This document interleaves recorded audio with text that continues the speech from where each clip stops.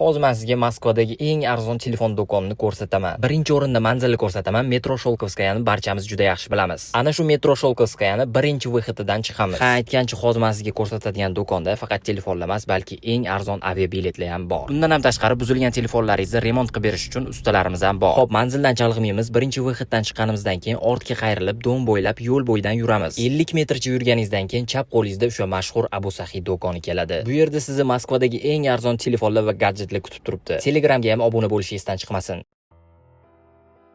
Assalomu alaykum qadrdon muxlis. Siz bilan siz bilgan va kutgan kanal Turfa olam. Yerusalim Post agentligining axborotiga ko'ra, Isroil bosh vaziri Benyamin Netanyahu 16 fevral kuni amerikalik yetakchi yahudiy kompaniyalari prezidentlari konferensiyasidagi o'z bayonotida Eron bilan yarashuv shartlarini e'lon qilgan. Unga ko'ra, Eron zudlik bilan o'z hududidan boyitilgan uranni olib chiqib, Isroilning ittifoqchisiga berishi, kelajakda uran qazib olish mumkin bo'lgan barcha imkoniyatlarni hamda Isroilga zarba berish imkoniyatlarini cheklash kerak. Netanyahuning ta'kidlashicha, Eronning ballistik raketalari radiusi 300 kilometrdan oshmasligi kerak. Bu talab Netanyahuning bildirishicha, raketa texnologiyalarini nazorat qilish rejimi doirasiga mos bo'lishi shart. Qisqa qilib aytganda, Eronning raketalari hech qachon Isroil hududiga yetib bormasligi kerak. O'z bayonoti yakunida Netanyahu Tehronni yolg'onchilikda va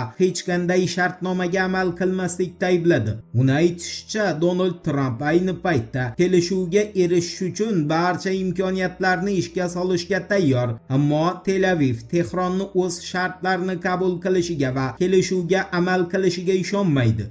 Endi Ukraina frontiga aloqador xabarlarga o'tamiz. E'tiborli bo'ling.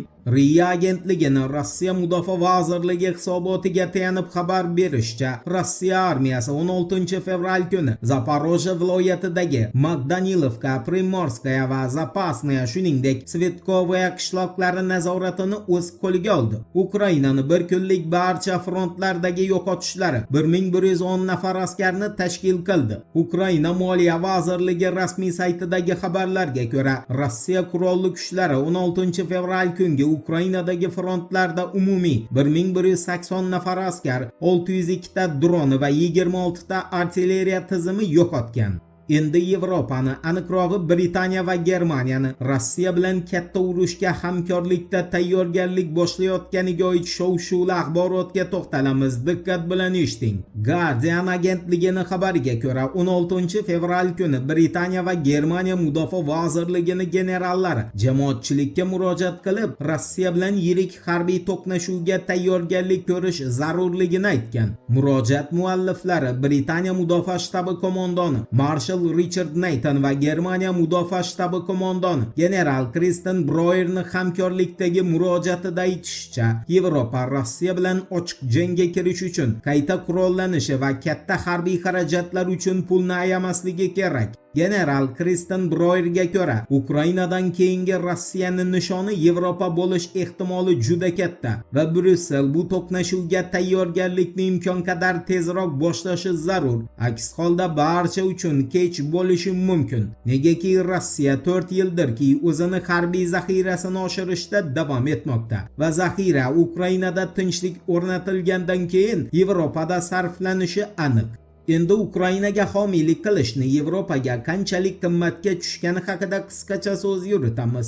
SVD Näringsliv agentligining axborotiga ko'ra, Shvetsiya moliya vaziri Elizabeth Svantesson 17 fevral kuni mamlakatda yangi iqtisodiy islohotlar uchun pul qolmaganini bildirgan. Elizabeth Svantessonga ko'ra, 16 fevral kuni Shvetsiya Ukrainaga 100 million yevro pul berdi. Vaholanki mamlakatda yangi islohotlar uchun pul yo'q va Shvetsiya o'zini harbiy to'qnashuvlar bo'yicha pozitsiyasini o'zgartirmasa, aniqrog'i Kiyevdan uzoqlashmasa, yirik inqiroz botqog'iga g'arq bo'lishi mumkin. Shvetsiya Sotsial-demokratlar partiyasi yetakchisi Mikael Dambergning ushbu bayonotga izoh berishicha, Stokgolm Kiyev muammosidan allaqachon chiqib ketish kerak edi va hozir aynan Ukraina urushi sabab Shvetsiya iqtisodiy inqiroz yoqasiga kelib qoldi. Eslatib o'tamiz, Germaniya temir yo'llari iqtisodiy muammo sababli 8000 nafar kishini ishdan bo'shatishini e'lon qildi. Britaniyada esa uy-joy qurilishlari hajmi tarixiy past darajaga tushib ketdi.